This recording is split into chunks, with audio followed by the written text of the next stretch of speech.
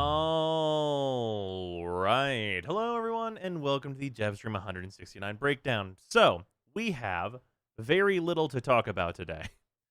Today was honestly, this was a Devstream that is not only a little early, but also is just for the anniversary. Like, plain and simple, this was like a big, just like trip down memory lane. They brought back all the people that are originally on, like the Devstream crew and all that good business. And it was fun. I watched it live if you want to go see that, and it was a good time to be had. But in terms of actual news, we have very little. But we have one particular thing to be very excited about, which is the new Dex item that we are going to be getting around TennoCon is Dex Drifter, which looks super sick, honestly. Looks like some super sick armor for the Drifter, which the Drifter has needed for a while now, as most people do not have access to a lot of Drifter pieces. So this looks fantastic. Will be nice to go alongside all of the other Drifter items that they are going to be getting after Duviri and everything.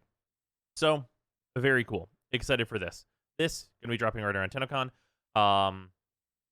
Looks cool. Otherwise, there are other anniversary things to be talking about. So we have right here, we have week 1 and 2 is the Excalibur Dex Noggle, the Smoking Body Ephemera, the Excalibur Dex Skin, Auraforma, Double Affinity Weekend coming up very close here.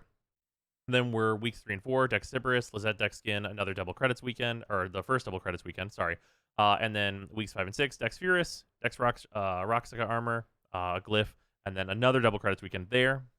And then after that, on weeks 7 and 8, Rhino Dex Skin coming back, Dex Dakra, another double credits weekend.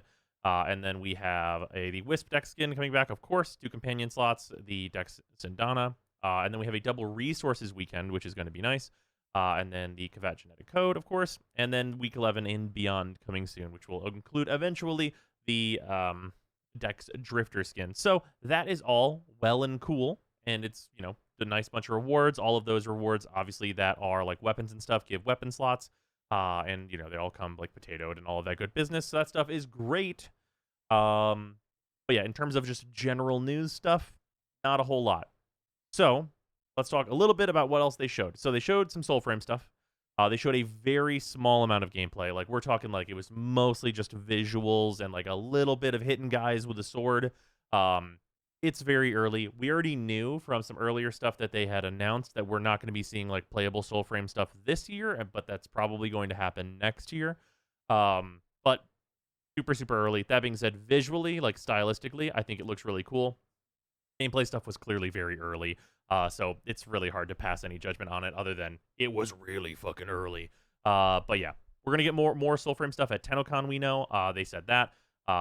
And I'm looking forward to, what Soulframe is going to like turn into. I expect that just like with Warframe, we will have Soulframe, launch into a like closed state, and then it will be a certain way, and then it will change dramatically based on player feedback to like, kind of, morph and change as needed. I mean, as Warframe has done for 10 fucking years at this point, right?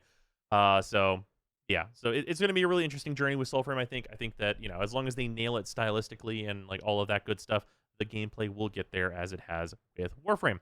Also, other things that they showed, just not even noted here. They showed a little bit more Duviri stuff. They showed, like, flying around with the Oro Worm at, like the very early stages of that fight. And they showed, like, fighting one guy on a horse and stuff like that.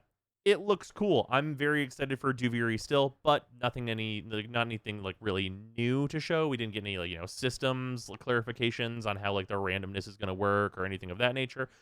So we're pretty much just hankering down for waiting for Duviri, which we unfortunately did not get a date for, which leads me to believe that it is probably, like, optimistically at this point, I think that we're looking at a like 13th to 16th area release, probably 13th to 15th, because I think the 15th is a Friday. That's probably like what's going to happen, because we know that like consoles have to go to cert and like all of that good business, and I think that takes 2 weeks usually. And because it is the 22nd now, if they knew what the day was going to be, I think that we would have it also by now. So that's just some, deducing by me of when I think Duviri is going to be. That being said, we unfortunately do not know. But yeah, cool dev stream going over like a lot of just like the history of Warframe and interesting stuff. And they showed some stats of like how many bullets fired and things like that that you could look into if you wanted to as well. But yeah, just a big history of Warframe stream with a cool skin announced and like some minor details other than that. It was good though. I enjoyed myself personally. Also, speaking of enjoying myself, for those that do not know, I started the new free-to-play through. There are 2 videos of it on the channel currently, but I have been playing an immense amount of it on stream. So over at twitch.tv/Brozime, there are VODs available for that. That is going up to, today we got like the Railjack almost done. My intrinsics are like 6s and 7s now. And yeah, we're like, we're getting ready for the War Within, which is probably tomorrow.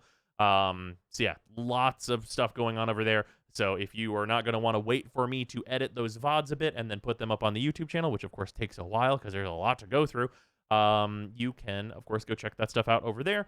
And yeah, all that good business. Just wanted to let people know. But yeah, that's the Devstream 169. Nice. It was fun and good, but not a lot of news.